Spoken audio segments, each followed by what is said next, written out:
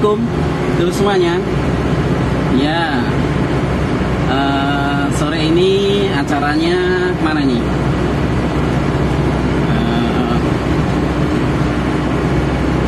Ini ceritanya jalan-jalan manasi mesin elf, terus sekalian silaturahmi. Nah kebetulan saya mau ke tempatnya Nusa Indah Transport ya untuk sore ini. Tadi sudah janjian acaranya main ke sana atau silaturahmi ke sana ke Nusa Indah Transport.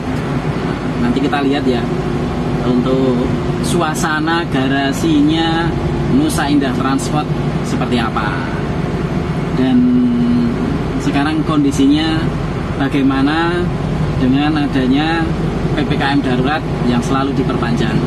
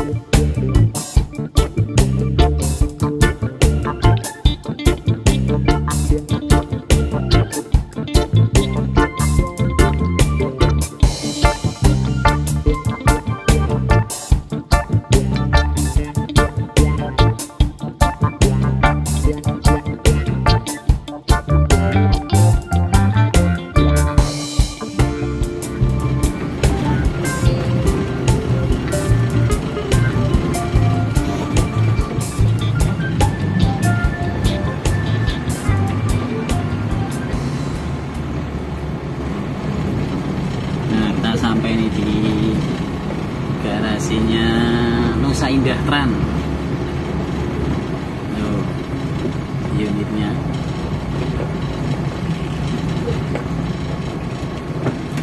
Nih.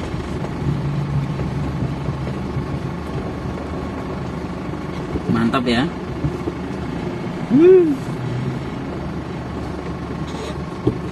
Bayangkan 3 unit Hiace, Toyota Hiace dan 1 Elf NLR Giga.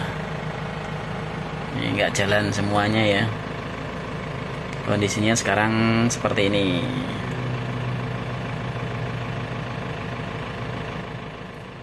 Yuk kita lihat ya kondisinya. Nah ini Isuzu Elf NLR Giga tahun 2018. Nah bekasnya PT Sriwijaya Transport ya. Nah terus ini 2013 ya Hiace. Ini 2014. Terus ini 2017 Hiace 2017 ya. Plat kuning sudah KPS. Kalau yang ini belum ada KPS-nya setahu saya, hanya plat kuning saja. Ini kebetulan unitnya baru dapat ini baru dapat belum lama, tahun 2017. Kondisinya cukup istimewa.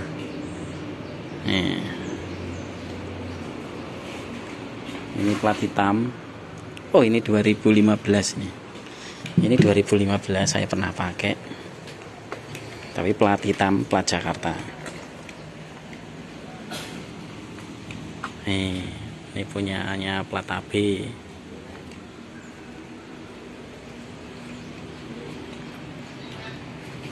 Nah, pengen tahu yang namanya Mas Wanda,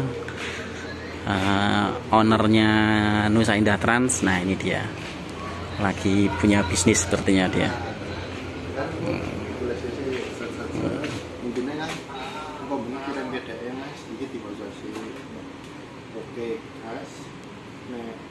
Nah, kan lagi bisnis dia, jangan diganggu dulu. Wah, ini joknya mantap ini. Ini ternyata jok yang dipakai untuk high ace bisa, elf juga bisa ini. Untuk captain seat. Mumpung Mas Wanda ini lagi santai, kita ngobrol bareng di sini. Oke, Mas Wanda, mantap. Oke, kabarnya Mas? Alhamdulillah baik ini Mas Agung. Oh, baik ya. Unitnya standby semua ini? Iya, ini efek PPKM Mas. Oh, nah sekarang sepertinya ini unit baru ini Mas, yang ini nih. Iya Mas, itu HS tahun 2017. 2017. Ya. Nah, biasanya kan cuman yang ini sama sebelumnya ya, kan. Terus ada unit lain? Elf. Kalau yang unit kecil-kecil yang di garasi satunya Mas. Kalau yang besaran di sini misalnya nggak muat no. Nah ini nek semua unit nggak jalan seperti ini kan perlu perawatan juga tuh Mas. Iya. Nah, yang paling berat pajak Mas. Pajak ya? Iya. Waduh lah ini kalau pajaknya urut soalnya ini.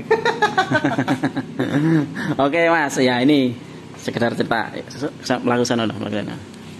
Nah, sekarang adanya PPKM darurat, ya. Otomatis kendaraan sudah nggak bisa jalan lagi. Nah ini kan biasanya kan di sini kan ada driver yang biasa ngurus, terus sekarang otomatis dia tidak bekerja. Nah, seperti apa Mas? Kondisi yang sebenarnya ini seperti apa nih kalau dengan PPKM?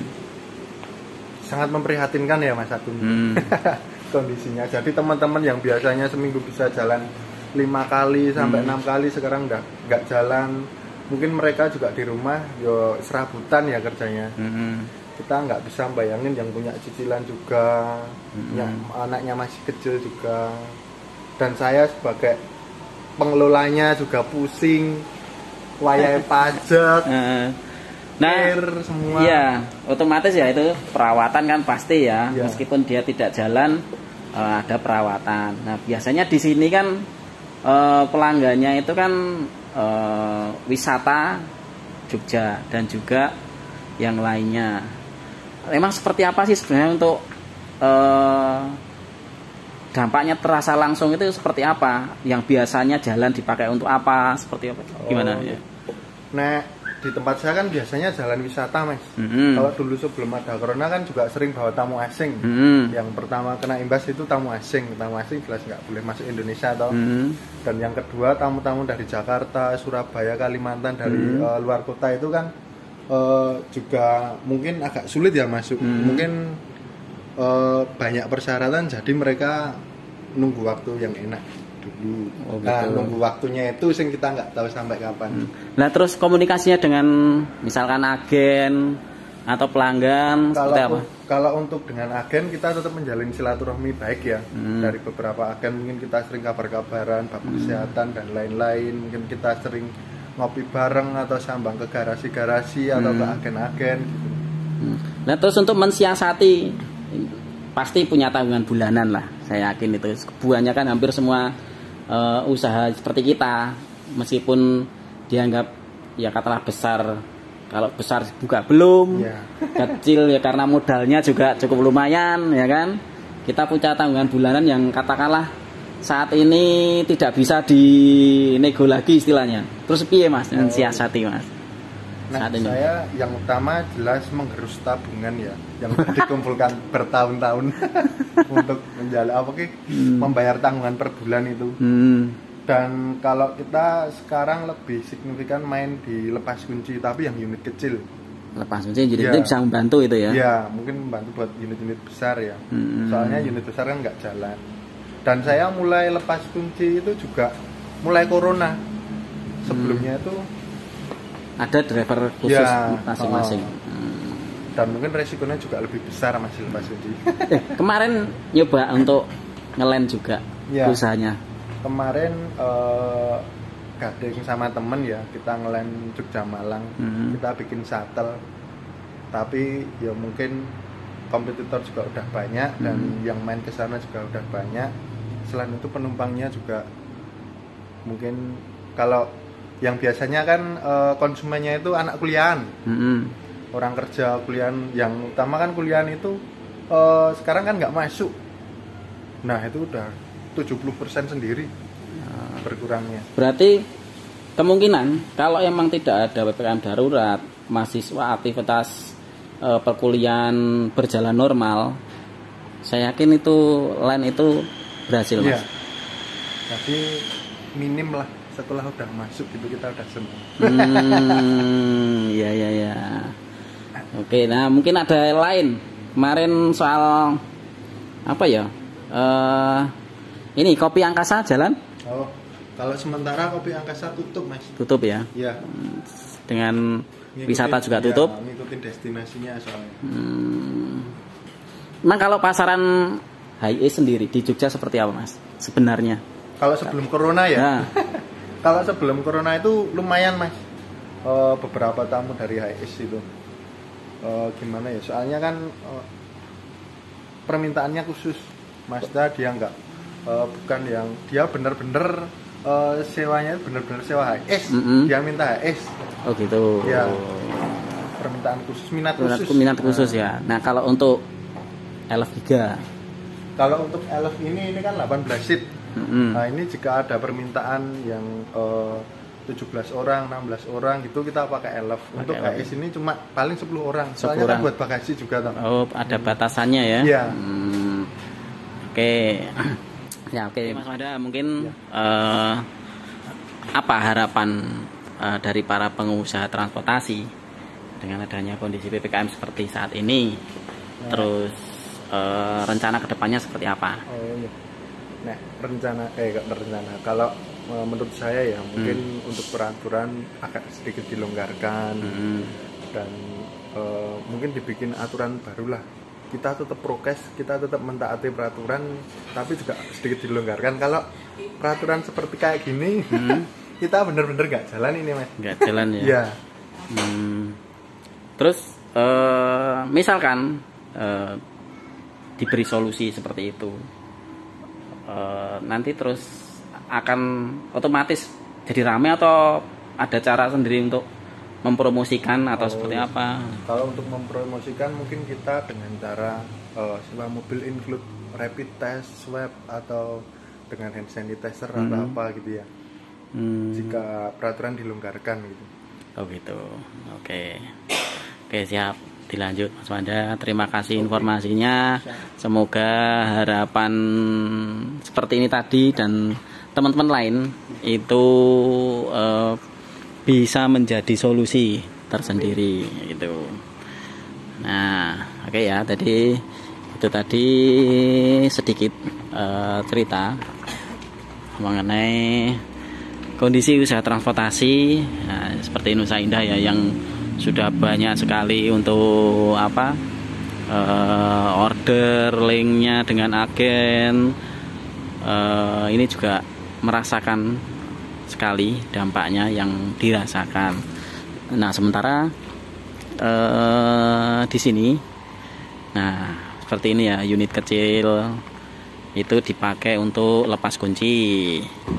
Ada Avanza juga di sini, otomatis bisa sedikit membantu, paling tidak rental lepas kunci. Tapi ya juga harus hati-hati ya, seperti kemarin di sini banyak yang digade ya, cuman sekarang sudah punya cara atau mengantisipasinya biar gade yang sering terjadi bisa diantisipasi. Oke, saya akhiri untuk video hari ini, hanya sekedar cerita ya. Mohon maaf jika dalam penyampaiannya banyak kekurangan ya, karena tidak ada yang sempurna dari saya. Oke, saya tutup. Terima kasih.